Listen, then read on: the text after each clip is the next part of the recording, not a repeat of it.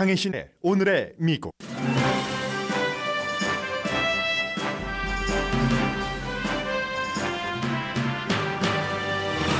오늘은 세계가 지켜보는 미국의 이자율 인상 여부 결전의 날입니다. 제가 결정의 날이라고 써놓고 결전의 날이라고 전했는데 전하고 보니 결전의 날이 맞는 것 같습니다. 많은 사람들이 어느 날 갑자기부터 연방예금보험금 한도를 말합니다. 연방행정부가 아무리 작은 은행의 돈도 보증한다고 홍보해도 결론은 모든 케이스에서 대형은행의 돈을 입금하는 게 더 안전하다는 건 맞는 말입니다.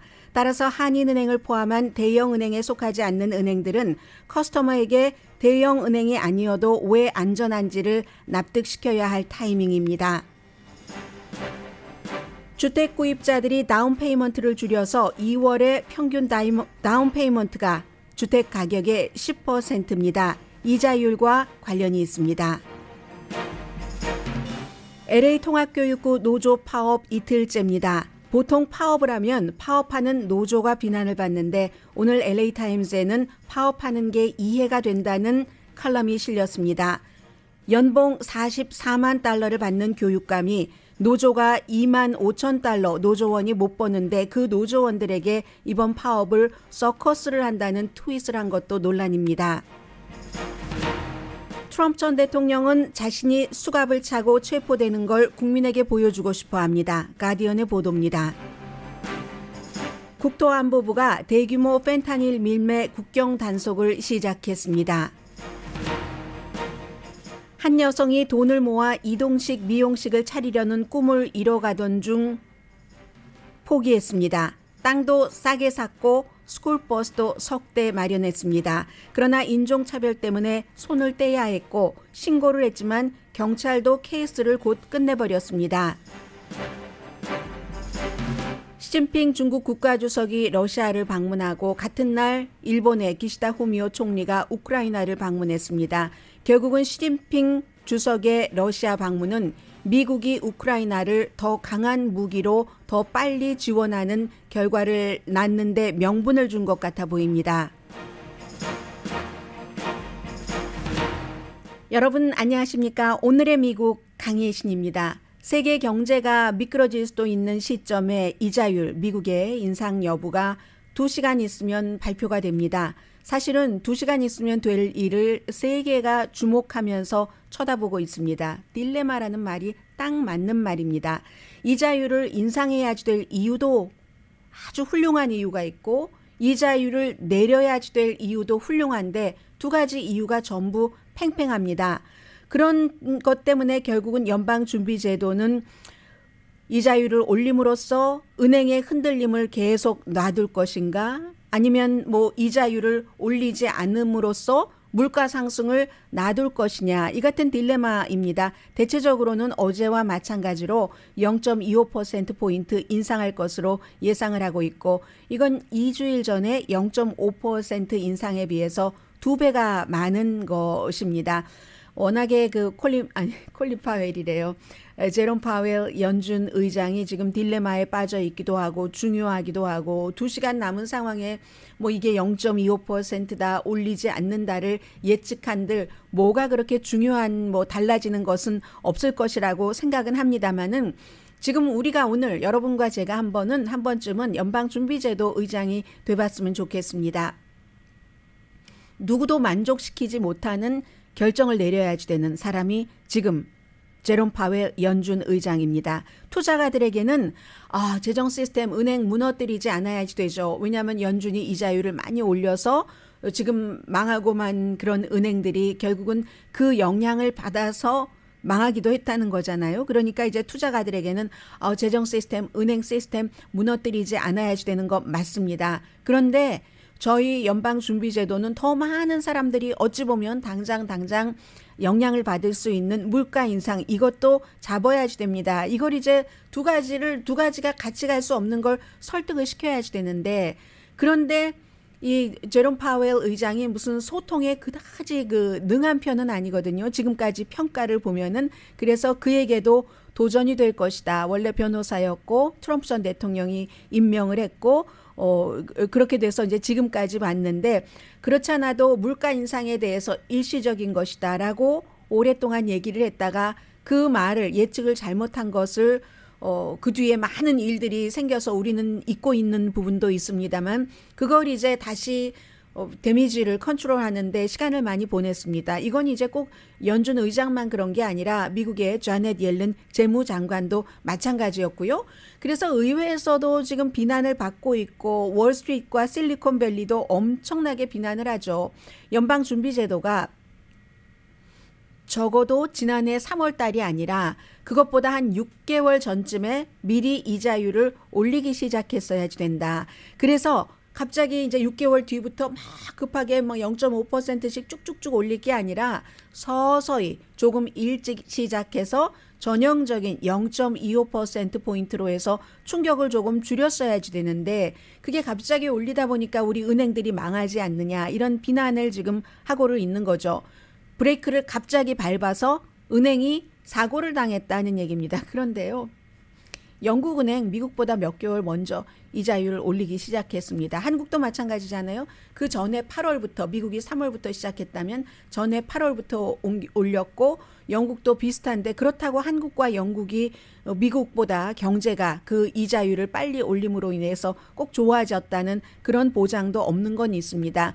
그래서 이 제롬 파웰 같은 연준 의장처럼 중요한 인물은 그 신뢰도나 그 사람에게 자신감을 심어주는 것도 중요하기 때문에 바이든 대통령이 나는 연준 의장을 신뢰한다고 성명서를 발표했을 정도입니다. 아무튼 2008년 이후에 가장 심각한 은행 사태, 비상 사태에서 은행을 구할지 인플레이션을 더 막는 시간을 당길지, 이 두 가지에서 어떻게 할지는 이제 뭐 11시 15분쯤 있으면은 여러분들도 알게 되실 테고요.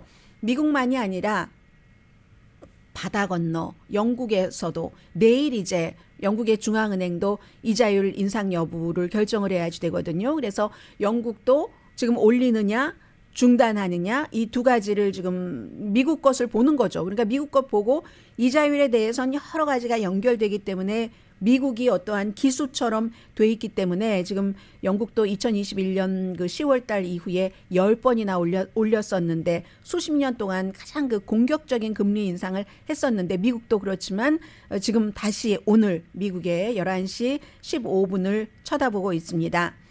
그리고는 모든 사람들이 지금 예금 보험금을 얘기를 합니다. 여러분들께서 은행에 들어가신다면 아마 이 방송을 듣고 계시는 거의 모든 분들은 한인은행을 많이 이용을 하실 겁니다. 미국 은행도 어카운트를 갖고 계신다 할지라도 어떤 부분은 뭐 필요에 의해서, 아니면 그냥 한국 사람들이 많으니까 한국말이 편하고 모르는 게 있을 때 물어보면 아주 친절하게 한국말로가 중요합니다. 한국말로 가르쳐 주니까 한국은행을 가시는 분들이 많으신데, 은행에 가면 딱 써 있잖아요. 우리가 지금까지 자세히 보지 않았던 FDIC, 연방예금보험공사, 이게 이제 25만 달러까지만 보증을 한다는 건데, 이걸 어제 자넷 옐런 재무장관도 요즘 연방에서 재정 분야에서 일하고 있는 사람들이 거의 날마다 돌아가면서 이런 얘기를 합니다. 정부가 무슨 일이 있을 땐 뭘 할 겁니다. 그러니까 은행에서 25만 달러 이상을 예치했더라도 여러분 전부 위드로우 하지 마십시오라고 얘기를 하죠. 이것도 이제 재무장관도 말을 조금 바꾼 것이고, 너무 큰 은행은 정부가 어떻게 하지만 작은 은행까지는 우리가 했다가 이건 아니다 싶어서 지금 어제 재무장관이 은행가 협회에서 작은 은행에 대해서도 실리콘밸리 뱅크나 시그니처 뱅크의 예금주의 돈을 모두 25만 달러 이상이었어도 보호한 것처럼 우리 그 같은 행동을 하도록 준비가 돼 있습니다. is ready라고 얘기를 했었습니다. 재정 비상사태를 막기 위해서 그런 거죠. 미국 텔레비전 틀면 요즘 맨날 뱅크런 그 얘기하잖아요. 그게 이제 그 말이고요. 전염병, 이 금융 시스템의 전염병, 누구 한 사람이 막 가서 찾기 시작하면 다 찾아서 은행에서 돈이 다 빠져나가면 뭐 어떻게 되겠어요. 나라가 굴러갈 수가 없는, 그걸 이제 막으려고 그렇게 하는 건데, 그런데 여기서 중요한 일이 있습니다. 여러분들께서 요즘에 한인은행에서 어떤 스테이트먼트를 은행에서 커스터머에게 보내는 편지를 많이 받아보실 겁니다. 지금 연방준비제도나 아니면 재무장관이나 백악관에서도 돈은 걱정하지 마세요라고 하고 실제로 그러한 준비를 어느 정도 하고 있는 것도 사실이지만 예를 들어서 스몰 비즈니스들이 그 스몰 그 커뮤니티 뱅크를 이제 스몰로 보고 그리고 중간이 이제 리저널 뱅크라고 하잖아요. 지역에 지점이 좀 더 전국적으로 많은 그리고 리저널 뱅크보다 더 큰 은행이 빅 뱅크죠. 그러니까 그래서 한인 은행들은 스몰한 규모는 아닙니다. 중간 정도의 규모이지만 커뮤니티를 바탕으로 하기 때문에 커뮤니티 뱅크라고 얘기를 하고 있는데 만약에 지금 연방 정부에서 얘기하는 것처럼 은행들이 그럴 일이 없어야지 되고 없겠지만 지금처럼 보면은 만약에 이 지역의 커뮤니티 은행이 다 뭐 예를 들어 줄줄이 도산을 하고 말 때 그때 정부가 그 많은 돈을 갑자기 그런 일이 일어나고 있다고 할 때 커버할 수 있는가? 커버를 만약에 한다면 이게 지금은 예방 차원이기 때문에 의회에서도 아무 말 하지 않지만 정부 돈을 써서 그걸 다 막아준다고 할 때는 그때는 문제가 달라집니다. 테크니컬리 재무장관도 25만 달러 이상 되는 것 저희가 다 할 준비가 돼 있습니다. 하지만 최악의 상황에 좀비처럼 은행들이 다 무너진다고 할 때도 연방정부가 그렇게 돈을 쓸 수 있는 건 아닙니다. 그때는 의회에서 가만히 있지 않죠. 그렇기 때문에 지금 여기서 moral hazard, 은행이 남의 돈으로 도박을 한다, 갬블이다. 남의 돈으로 제가 며칠 전엔 돈 장사라고 말씀을 드렸는데 도박을 하다가 이게 좋겠지 하고 남의 돈으로 투자했다가 그게 안 되니까 지금 망하고 마는 거잖아요. 아무튼 그래서 최종적으로 막 은행들이 갑자기 막 망하기 시작할 때까지도 정부가 모든 25만 달러 이상까지를 다 보장해 줄 수 있느냐. 여기에 대해서는 답할 사람이 없습니다. 의회가 지금은 이 분위기를 막아야지 되기 때문에 가만히 있지만 그리고 실제 그런 일이 일어나지 않았기 때문에 만약에 그런 일이 일어난다면은 그러면은 이제 어떻게 될지 모르는 일이거든요. 그렇기 때문에 한마디로 결론은 사실은 큰 은행에 입금을 하는 게 안전한 거 사실입니다. 지금 전체적으로 지금 보험 들어있는 것을 보면은요. 작은 은행들과 큰 은행들이 만약에 은행이 망했을 때 내가 돈을 보험으로 커버받을 수 있는 것은 큰 은행이 훨씬 많습니다. 뱅크 오브 아메리카가 제일 큰 은행인 그 JP 몰건 체이스보다도 더 보험이 많이 들어 있어요. 뱅크 오브 아메리카는 뭐 50% 뭐 예를 들어서 그 정도는 되고 그 체이스 그 JP 몰건 체이스는 그거보다 조금 작고 이런 식이거든요. 그에 비해서 얼마 전에 망한 실리콘밸리 뱅크는 5%도 안 되잖아요. 95% 이상이 사실은 보험으로 커버되지 않는 것이었는데 연방정부에서 이리저리 해서 처리를 해준 겁니다. 그래서요. 첫 번째, 큰 은행에 돈을 두는 게 안전한 건 맞다. 그러면 두 번째, 여기서 작은 은행은 커뮤니티 은행은 뭐 한국 은행들이 아주 작지는 않지만 아주 작은 은행은 보통 자산이 10만 달러 뭐 그 아래에 있는 정도. 한인 은행들은 거의 10만 달러보다 큽니다. 뱅크 오브 호프가 자산이 190억 달러, 10만 달러가 아니라 10억이요. 그리고 이제 한미뱅크가 요즘 한미뱅크에서 편지 많이 받으시죠? 73억 달러.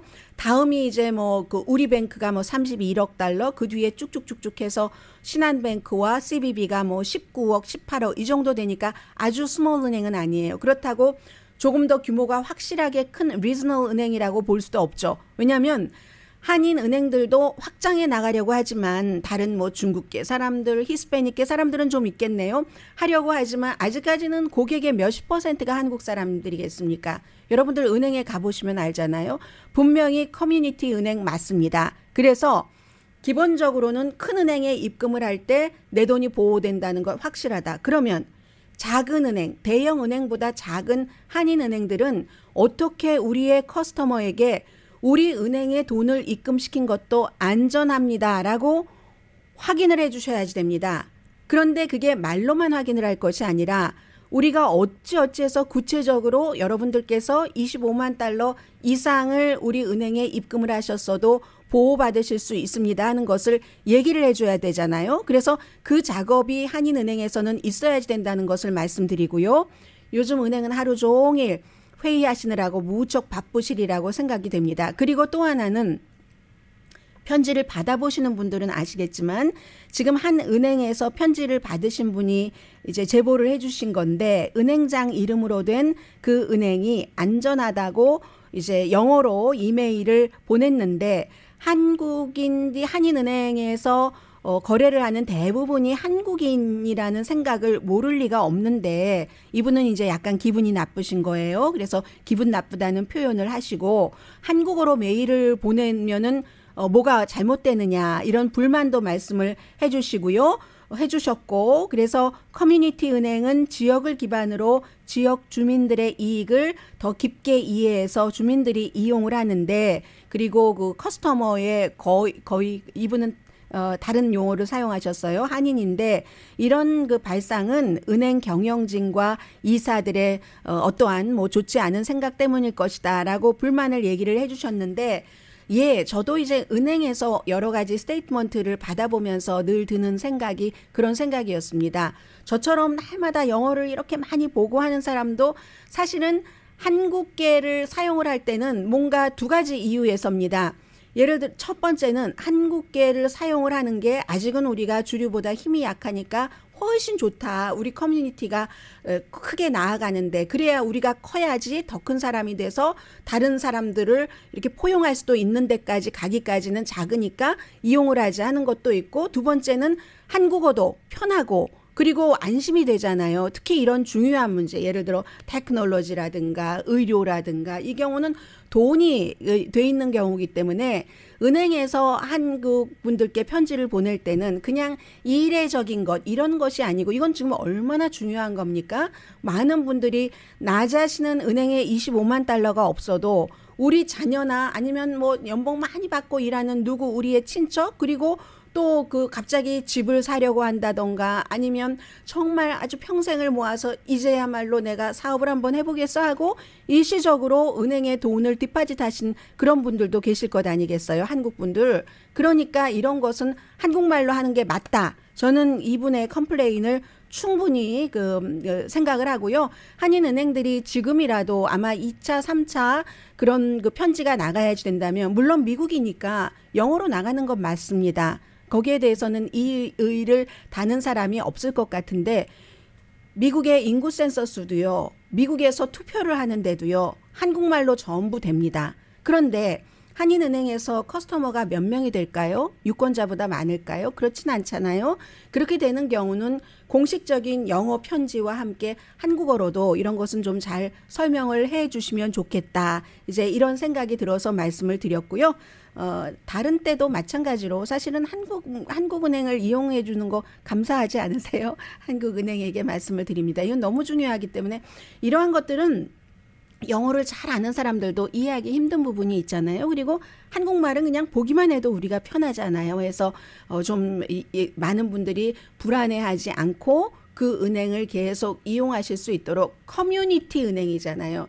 미국의 빅뱅크는요. 신경 안 씁니다. 누가 가서 얼마라든지. 그 사람들은 더 거대한 빅한 프로젝트를 갖고 있기 때문에 리저널 은행 그 다음에 이제 커뮤니티 은행이 가장 커뮤니티와 가깝게 고객이 그렇잖아요. 그리고 그 커뮤니티에 맞게 프로그램을 만들어줬고 은행이 그만큼 성장하면 커스터머가 그만큼 써줬기 때문에 그렇기 때문에 별것 아닌 것 같지만 좀 이런 중요한 것은 한국계에서는 한국말로도 좀 편안하게 해주셨으면 하는 마침 이제 청취자분의 컴플레인이 있었기 때문에 전해드립니다. 제가 오늘 다른 것까지 이 섹션에 하려고 했는데 여기서 마무리하겠습니다.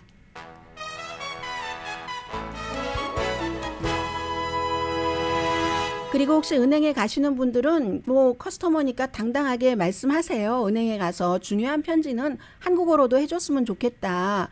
그리고 한국어로 해줬으면 좋겠다라고 얘기를 하면 그건 법으로 안 됩니다라든가 뭐라든가 얘기를 할 것 아니에요. 법으로 안 되는 것은 없는 것이고 해서 보통 우리 커스터머들은 우리가 받을 수 있는 그런 많은 것들을 받고 그래야 이제 같이 성장을 하죠. 또 안심을 하고 은행에 또 돈을 맡기기도 하고요. 잠시 뒤에는 오늘 LA 통합교육구 노조 파업 이틀째인데요. 여기에 자녀가 LA 통합교육구에 다니지 않는 모든 분들께도 해당되는 공통적인 요소가 있고요. 그리고 두 번째 말씀드릴 것은 사실은 오늘 전국적인 탑 뉴스거든요. 탑 이슈거든요. 뉴욕의 대배심이 다시 모였기 때문에 트럼프 전 대통령을 기소할 것인가 기소하지 않을 것인가. 여기서 기소를 당해도 미국에서는 대통령 선거에 출마할 수 있나? 그런 부분이요. 그것보다 더 나간 것도 할 수 있나?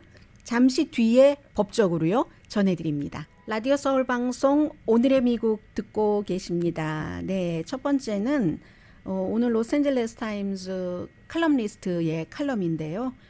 라빈 아브카리안이라는 칼럼니스트입니다. 노조 파업 이틀째, 내일이면 일단은 예정됐던 파업을 끝내고 지금도 뭔가 이제 노조 측과 LA 통합교육부 측의 뭐 협상 같은 것은 이어지겠죠. 보통 이제 파업을 하면 일단은 시민들이 불편해지잖아요. 지하철 파업도 그렇고 버스 파업도 그렇고 이번처럼 40만 명 이상이나 되는 학생들이 킨더가든부터 고등학생까지 사흘이나 하루도 아니고 학교를 못 가면 부모님들이 불편하신 게 문제가 아니라 모든 스케줄이 엉겨버리잖아요. 일주일에 반 이상이. 그래서 이제 비난을 많이 합니다. 아니 아무리 그래도 그렇지 말로 풀지 파업을 하면서 우리가 무슨 죄라고 우리를 힘들게 한단 말이야. 그런데 오늘은 LA타임스가 칼럼니스트가 나는 파업하는 사람들을 완전히 이해한다라고 지적을 해서 그 의견을 한번 들어보겠습니다. 긴 내용인데 제가 좀 줄였습니다. 가족들은 그 아이들이 노조가 파업을 해서 부모님들이 너무 힘드시겠지만 파업하는 사람들도 이번에는 선택의 여지가 없습니다. 그들을 비난할 수가 없습니다. 저는 이렇게 얘기를 하죠. 25,000달러를 받으면 연방 기준으로도 굉장히 낮고 그리고 이제 이분들이 요구하는 게 또 풀타임이 아니신 분들도 많으시니까 풀타임을 달라.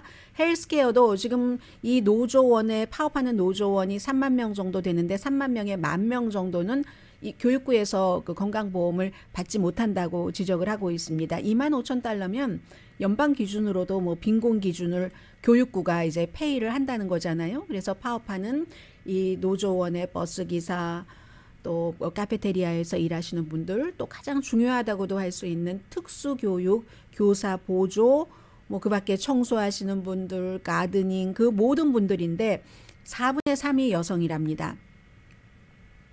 3분의 1은 라티노고 5분의 1은 흑인이고 2020년도에 계약이 끝나서 지금 계약 없이 일하고 계시는데 그래서 이 협상이 1년 이상, 1년 정도 이어오다가 이렇게 된 거거든요.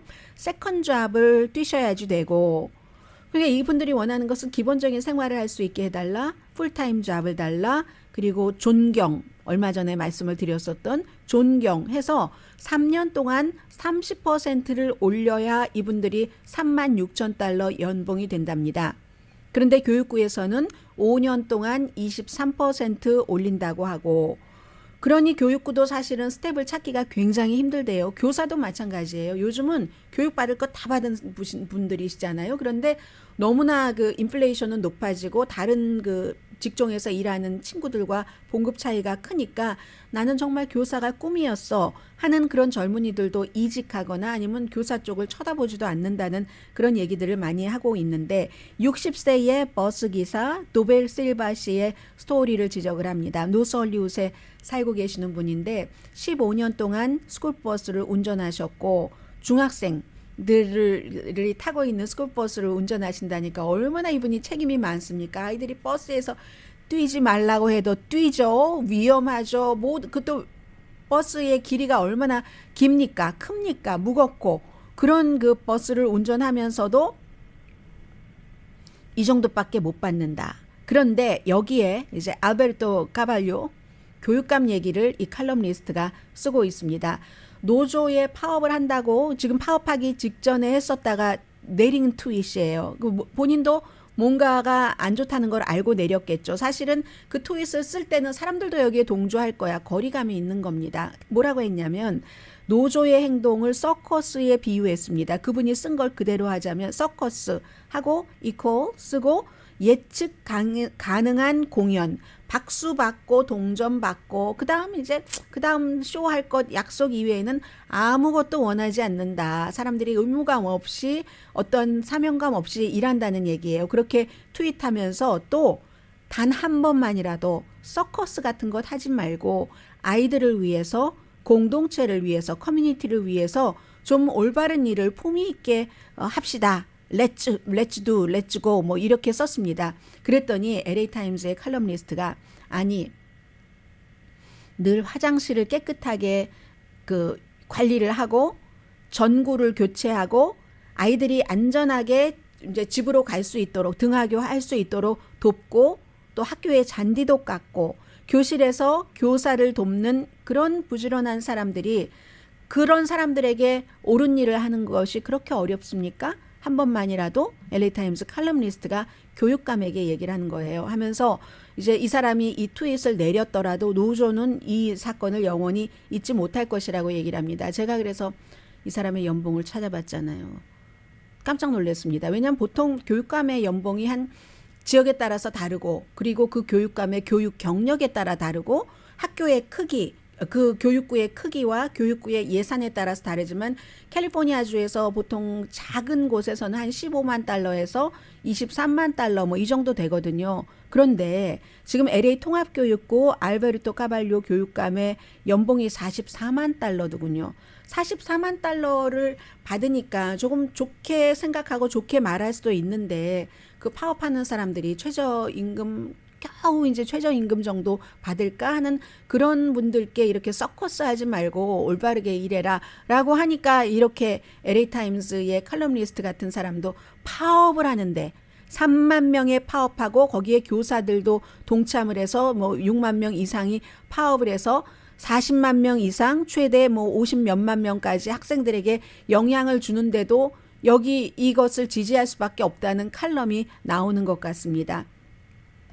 말과 그 말이 참 중요한 것 같아요. 근데 그 말이 뭐 마음 가는 곳에 말 가죠. 물론 가짜 말도 있지만 그건 금방 드러나잖아요. 그래서 지금 LA 그 통합교육구 교육감이 지금 이런 비난을 받고 있고요.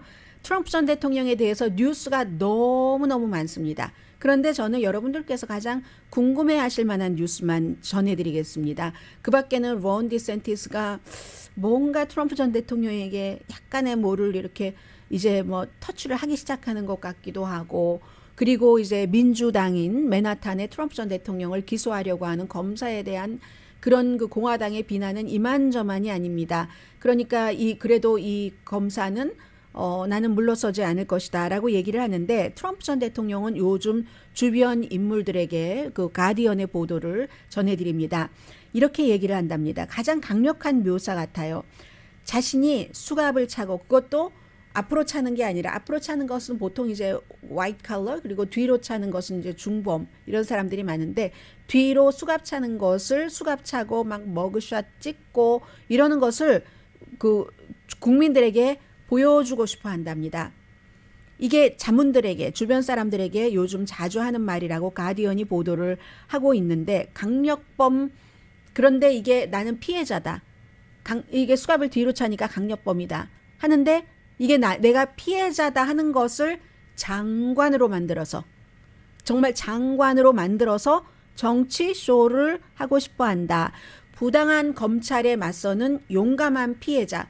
이게 통할 수도 있죠. 왜냐하면 이번 이 케이스가 스토미 데니엘스라는 포르노 배우와 그렇고 그런 관계였는데 그걸 막기 위해서 이제 돈을 주고 입막음을 했다. 여기까지는 사람들이 그랬을 수 있어.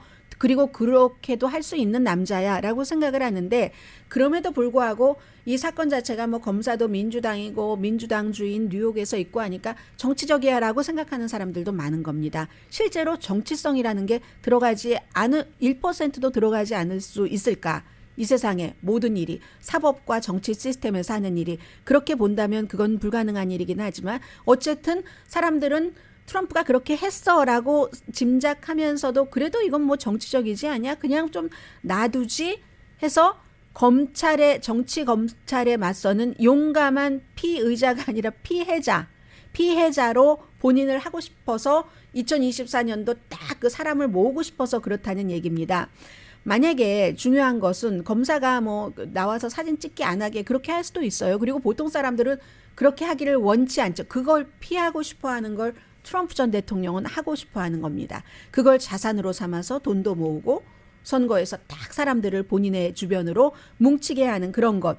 해서 트럼프가 두려워하는 것이 비디오 링크로 접속을 하거나 법정 출두를 하거나 아니면 이제 사람들이 보통 막 돈 많은 사람이나 정치인들은 뒷문으로 막 들어가고 하잖아요. 그 뒤에 들어가서는 기소가 되면은 머그샷 같은 것은 찍어야 되지만 비공개로 그런 특별 조치를 검사가 할 수가 있고 검사가 해도 트럼프가 또 받아들이지 않을 수 있잖아요. 또 돈 많은 사람이니까 플로리다주에서 탁 비행기 타고 탁 맨하탄 법정 앞에서 뭐 한마디 기자회견이라도 할 수도 있는 것이고 그렇게 하길 원하지 뒤로 몰래 들어가거나 아니면 비디오 링크로 그렇게 기소됐을 때 절차를 한다면은 이건 본인이 약해 보일 것이다.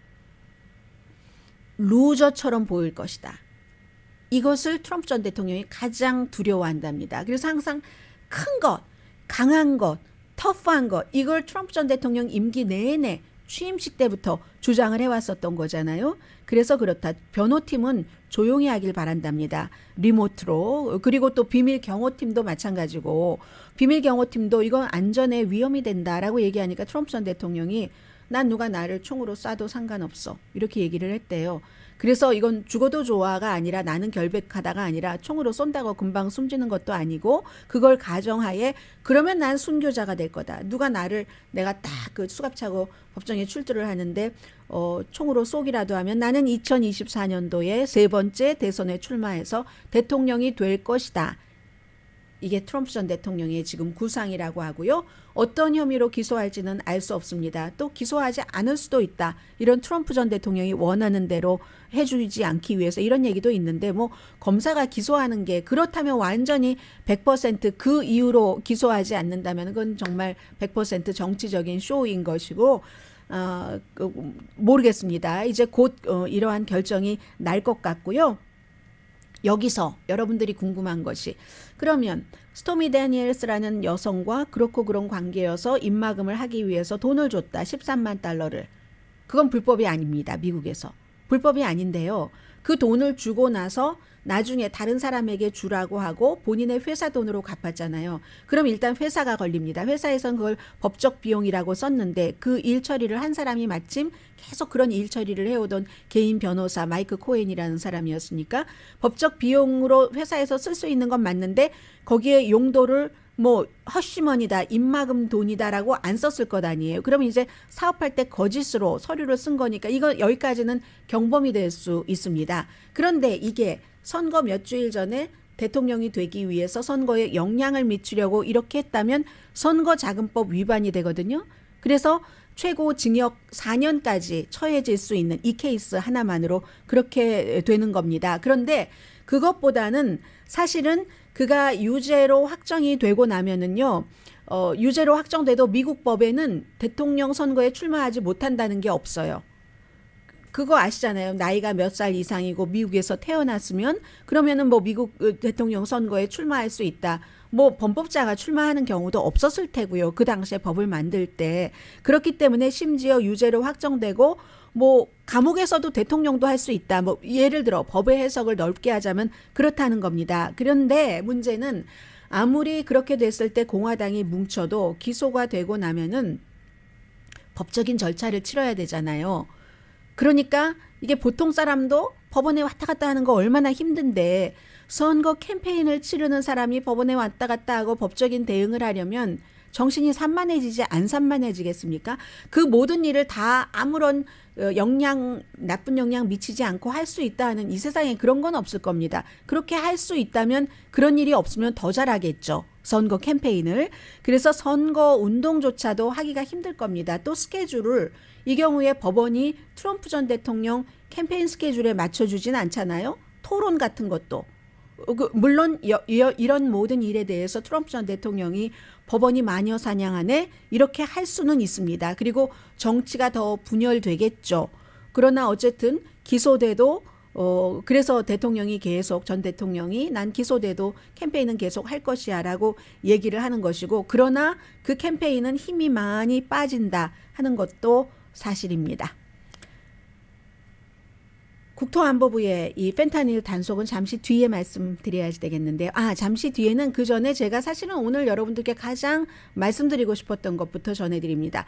한 여성의 스토리인데 그 한 여성의 스토리가 사실은 우리도 코리안 아메리칸인 소수 인종도 생각하면서 미국에서 살아야 될 이슈라서요.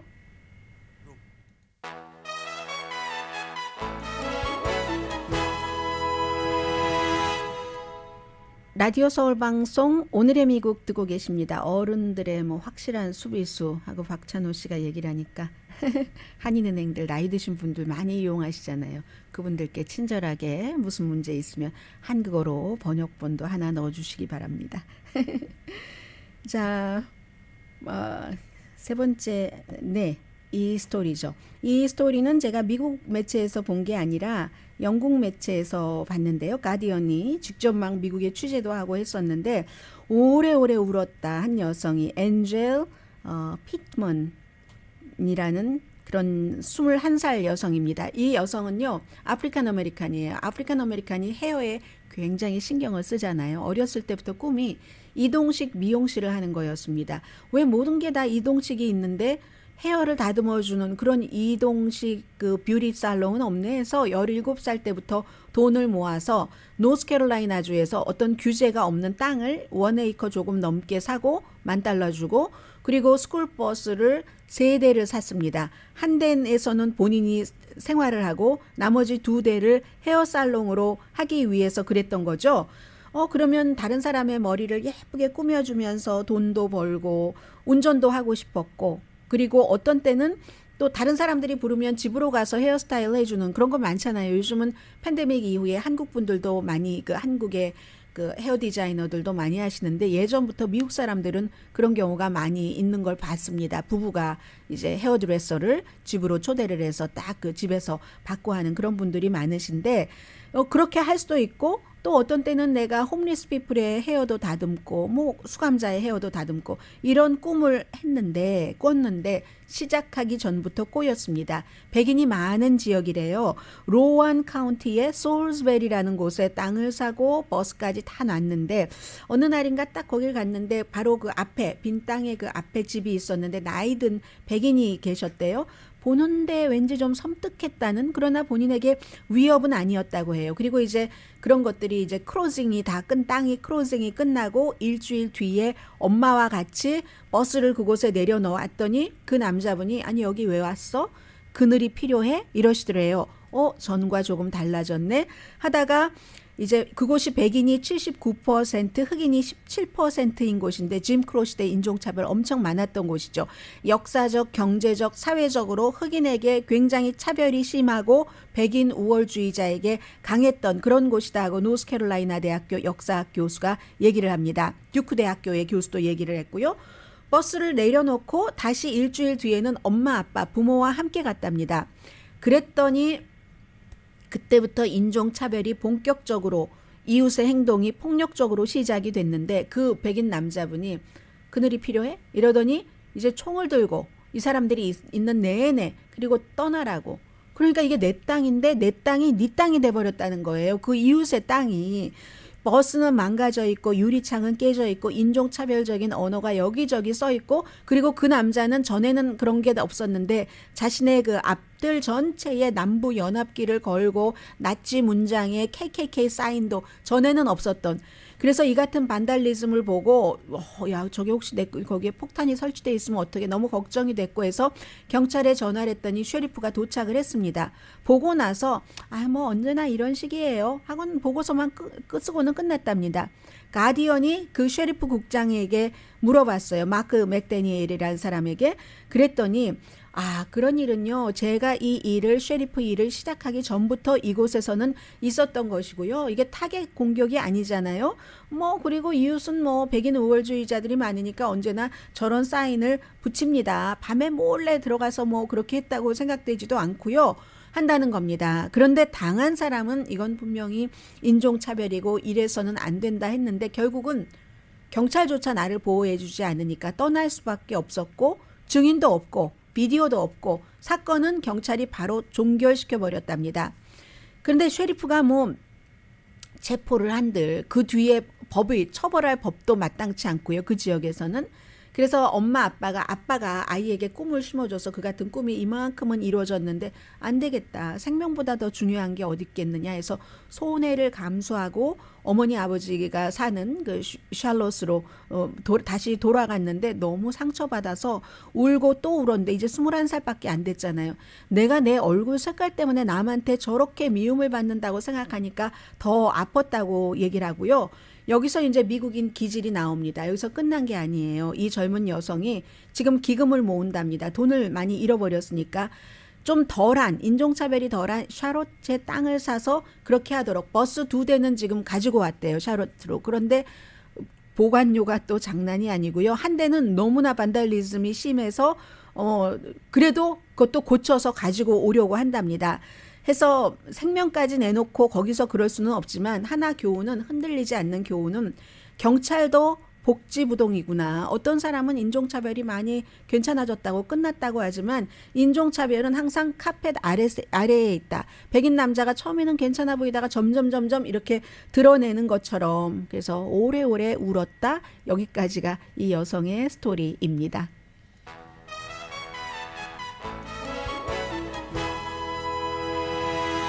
라디오 서울 방송 오늘의 미국 듣고 계십니다. 네, 일본 총리가 우크라이나 방문한 것보다는 중국 주석이 러시아 방문한 게 더 큰 뉴스죠.